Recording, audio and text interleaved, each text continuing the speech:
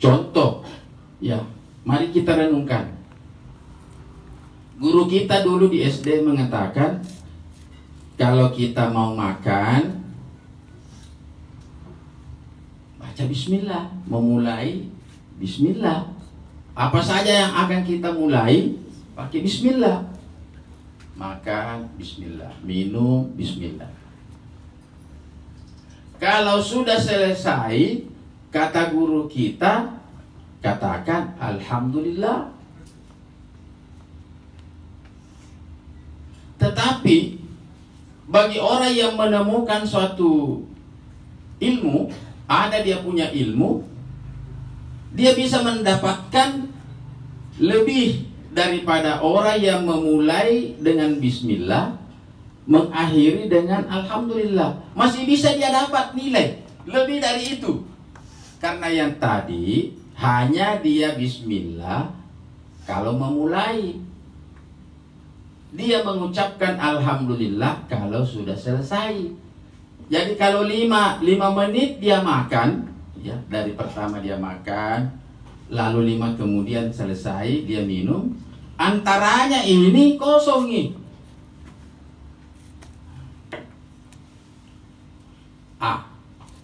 Inilah pentingnya kita mengetahui peluang.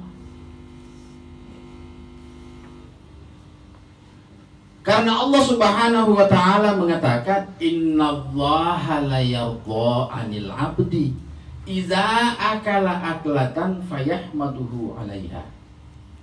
Sesungguhnya Allah itu ridha kepada seseorang yang apabila dia makan, setiap telan, setiap dia menelan makanannya, hatinya mengatakan alhamdulillah. Matung ke alhamdulillah nareko mengemai. Ya rode dari yoloe, alhamdulillah na pura pi masuk pi. Ya de mangemok na makadana atina alhamdulillah. Jadi wek kasyagi mangemok napa mesok pul. Dia pul dengan berkah. Minum imak koto. Setiap kali na tegok minumannya, ya harus dikacai siap tegok, wek kasih kotoi rumah kada alhamdulillah. Jadi maika narutu. Pada masa mangi mandre, saya di pamulan nami bismillah, pacapurna alhamdulillah. Ya, harus dia narutu mutoi, tapi banyak ada lubangnya dia. Yang kedua ini karena dia pintar, nasawak nesengin apa hatoi, apa rate toi, maika narutu. Tapi engkau penempatannya. Jangan sampai lo kaki mandre coto, setiap dia mai coto ta, alhamdulillah. Nah, mengemak sih, nanda si ketupaknya, alhamdulillah. Wah, salah sangka tahu sedeta.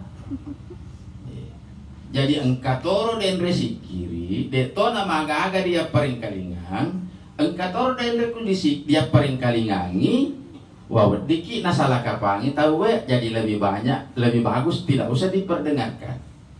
Ini to nah ini. Jadi manusia yang berilmu dengan orang yang tidak berilmu beda. Hal yastawil ladina ya'lamuna wal ladina la ya'lamun. Apakah sama? Tidak sama. Sedir dan runtuh pahala plus nilai. Engkatoro dan runtuh pahala kurang nilai. Sama dengan manusia. Ada orang yang bekerja rupiah naruntuh. Ada orang yang bekerja dolar naruntuh. Begitu juga namanya ibadah. Engkan runtuh nilai dolar, engkaton runtuh nilai rupiah. Inilah perlunya namanya ilmu. Karena dengan ilmu itu, kalau dipraktekkan, kita akan mendapatkan kepadatan nilai. Jadi ini adalah, sedangkan kita ini dicipta hanya untuk mengabdi, hanya untuk ibadah, lain daripada itu tidak. Jadi kalau ada orang yang mengatakan hanya sholat itu ibadah, megala de rugina. Sebab ketika kita berbicara tentang sholat, sholat itu juga yang diterangkan di dalam Al-Quran tidak satu macam. Karena Allah mengatakan, hafidhu ala sholawat wassalatil wusta. Yang pertama itu adalah as-sholawat, banyak sholat jamak. Mereka na jallo iro as-sholawat nareko wetu subuh loro asar maghribi isya. Na jallo iro karena 5. Kalau dia tunjuk adalah hukumnya sholat itu engka sunnah, engka perlu. Kalau macam-macamnya, ada sholat duha, ada sholat tahajud, ada sholat wudhu, ada sholat tahiyatul masjid, banyak sholat. Tapi sholat yang kedua, dekna berbentuk jamak, maka dek wassalatil wusta. Sumpah jam pertengahan, sumpah jamak di tengah. Apa itu? Apa itu? Sumpah jamak di tengah. Palawangenna. Jadi palawangenna tuh 5 waktu. Yang kata sumpah jamak tuh, sumpah jamak di tengah asana. Prakteknya bagaimana? Fadkurullaha qiyaman wa qu'udan wa ala junubikum. Jadi maka dai puang, narik ko tudako aja mutudak bawang, narik ko memekok aja memekok bawang. Ini perlu kita praktek. Jangan seperti kebanyakan anak muda sekarang. Baik anak muda kita makok kue dari pagi sampai sore, HP-nya newada. Ada juga banyak orang tua sekarang ini di depan TV tidak ada acara. Di semana acara? Karena dari pagi sampai sore di depan TV. Ada juga pelaku ekonomi laptop nah tegi lo kena tapi laptop nah dari kafe ke kafe bawa laptop. Ini bisa merugikan, wedingi kerugian. Kita perlu memanfaatkan produk canggih ini kepada hal-hal yang menguntungkan saja. Sebab di dalamnya luar biasa banyak. Kita diperintahkan, kita dianjurkan oleh Nabi untuk agar amal kita itu banyak. Ada namanya sedekatin jariyah, amal jariyah. Tapi dengan adanya HP bisa dosa jariyah. Coba bayangkan itu kalau fitnah dikirim kepada seseorang, lalu seseorang itu kirim lagi kepada yang lain, lalu dia kirim lagi kepada yang lain, akhirnya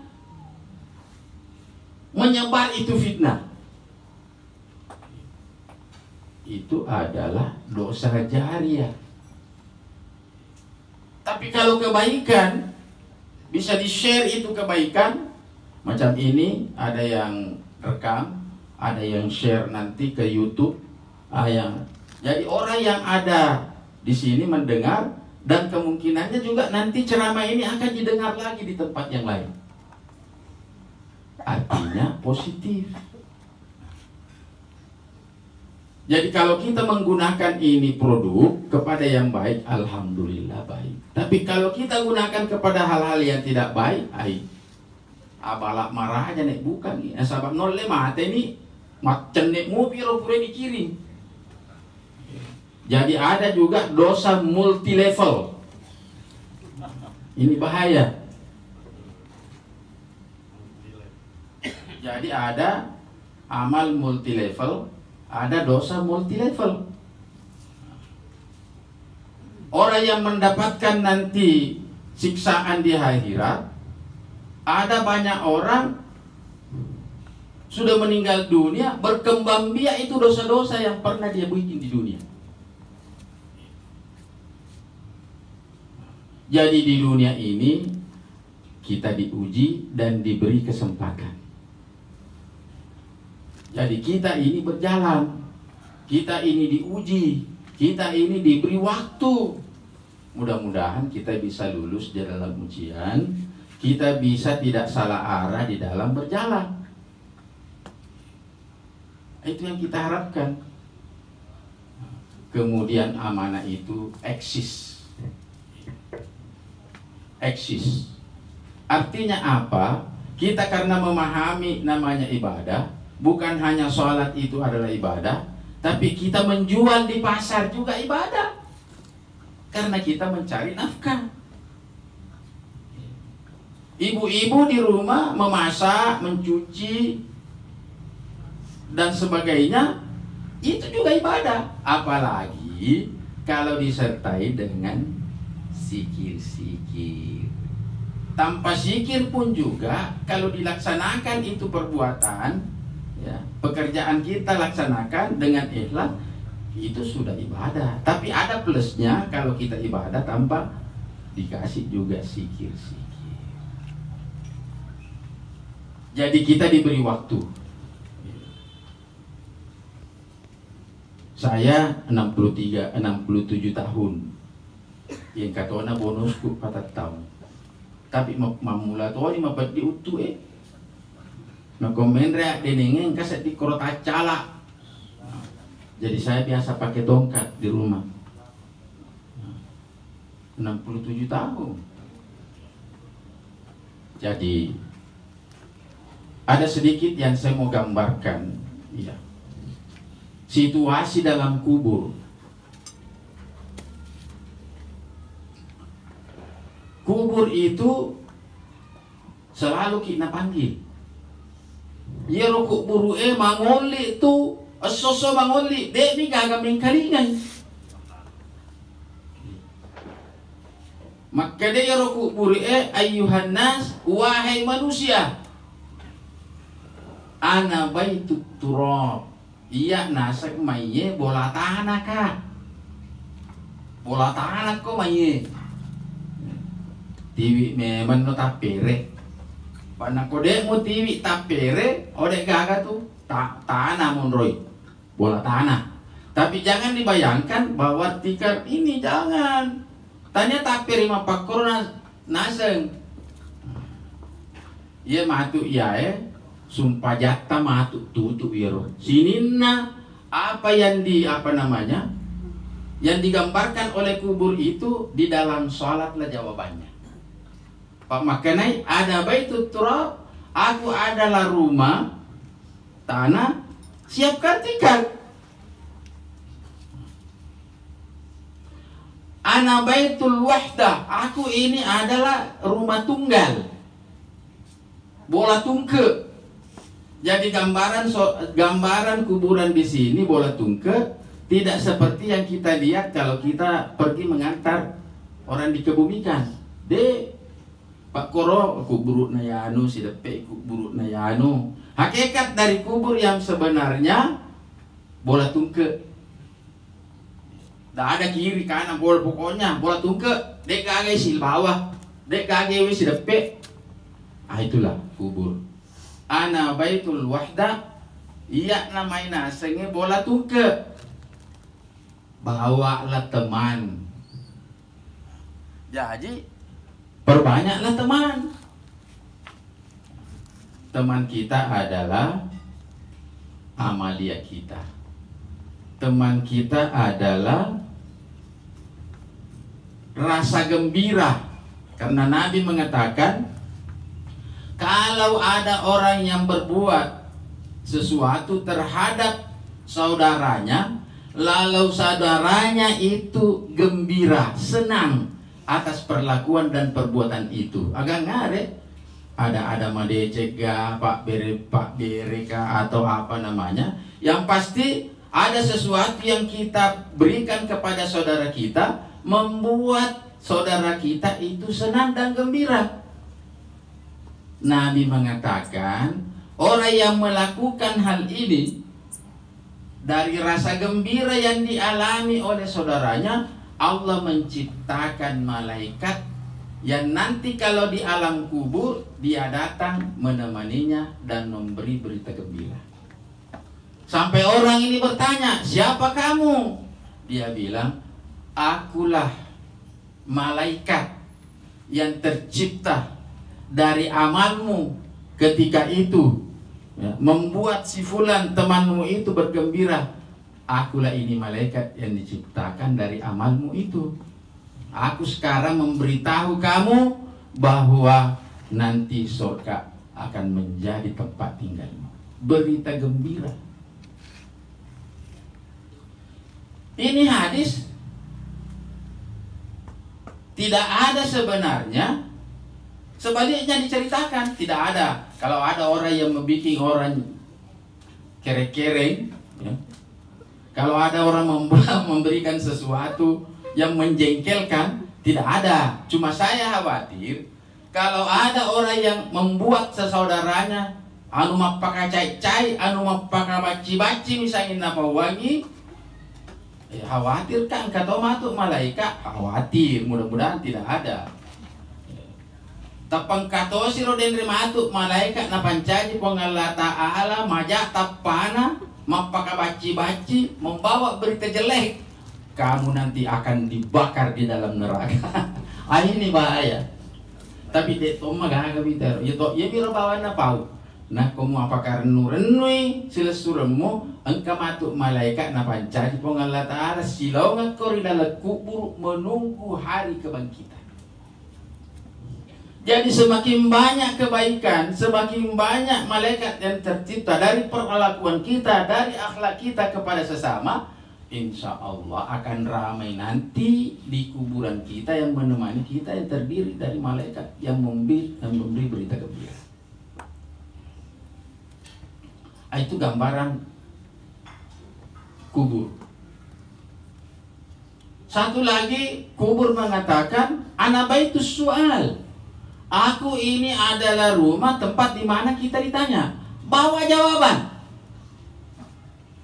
Ti memang dapat dibalik. Mau rabbuka wa man nabiyuka wa ma dinuka wa ma ikhwanuka, semua ditanya.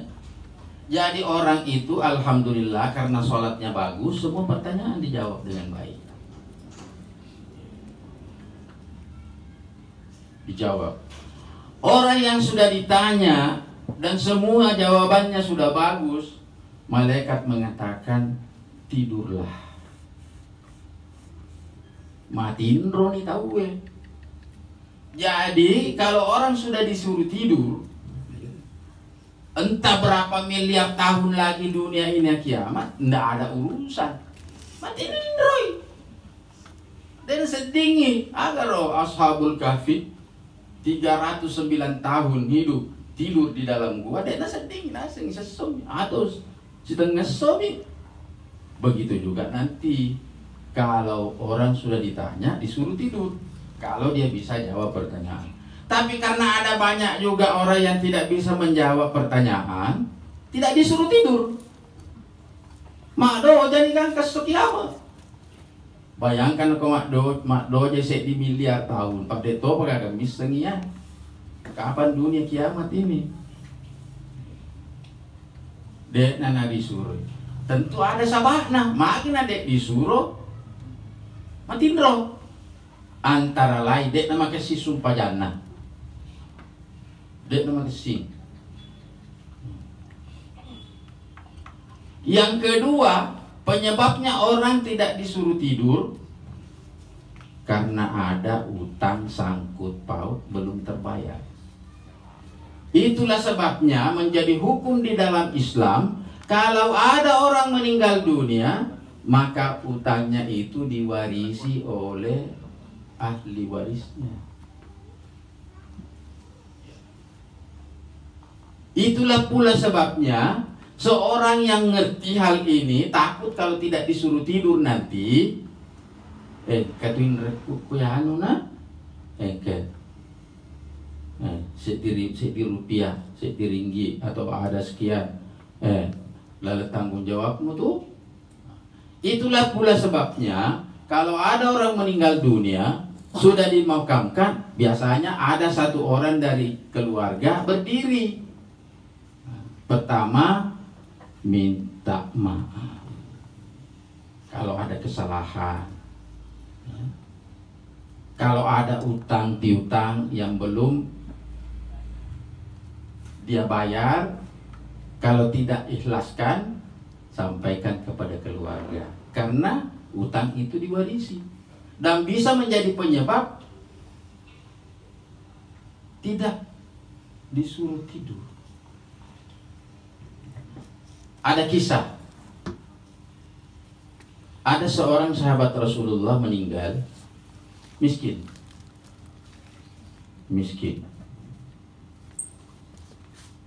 Rasulullah dilapori, dia datang melayat, siap sembahyang. Dia tanya, mana ahli warisnya? Saya ya Rasulullah. Saya mau tanya, orang tuamu ada utangnya enggak? Ada. Udah dibayar? Belum. Kenapa udah dibayar?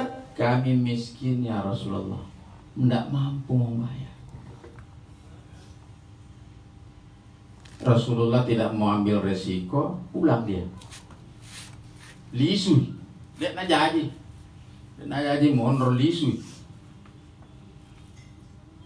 Dalam perjalanan pulang, ini Jibril diperintahkan oleh Allah turun ke bumi, sampaikan kepada Muhammad, suruh kembali.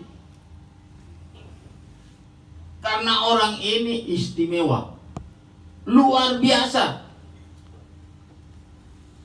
Jadi Jibril ketemu Nabi. Jibril tanya, kenapa pulang? Oh ini enggak, saya batal sholat dia karena ada utangnya yang belum terbayar. Jibril bilang, aku diperintahkan untuk turun menyampaikan kepada kamu bahwa siapa yang ikut sholat orang ini, seluruh dosanya diampuni. Kembali. Rasulullah bertanya, amalan apa rupanya yang dilakukan orang ini sampai sehebat itu? Utangnya tidak menjadi persoalan. Jibril mengatakan, mau tahu keutamaan orang ini? Orang ini duduk-duduk ki, jalan-jalan ki, baring-baring ki, tidak pernah dia alpa baca kul huwallahu ahad. Ngai kasih sekul huwallahu ahad na baca. Jadi melalui kesempatan ini saya kasih tahu ki ini, daripada tidak bawa ki, memekok bawa ki, menuntuk bawa ki, maka situ tuh aku dibaca-baca kul huwallahu. Pak Mai kata inderta, pasti mereka mana inderta, dicarita tahu makin rengi, di fitnah tahu malah ki indrengi memang. Tapi saya tidak mau bertanggung jawab. Ukudaki ya modalana, tapi dewe lo bertanggung jawab. Nari kongka tahu malah indreng kiri kanan, kulhualan apa mata? Tidak bisa. Saya tidak akan mengaku nanti bahwa memang kulhualan itu adalah modal bagi kita. Iya. Tapi aja lalu di Makkah lo nak malah indreng. Lo gak pak gopun reko kulhualai lo wah kamu jangan. Wah jangan, saya tidak mau.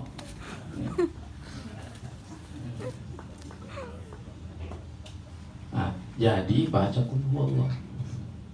Nole rumah riolo betut tanah macule-cule ki dindrengi doi na sahabata dena diwajai. Katona dia ngerak, katona dia ngerangi. Global saja. Saya hari ini mau keluar, ambil air wudu, saya baca qul huwallah sebanyak-banyaknya. Mudah-mudahan menjadi pembayar utang dari yang saya tidak tahu. Ya.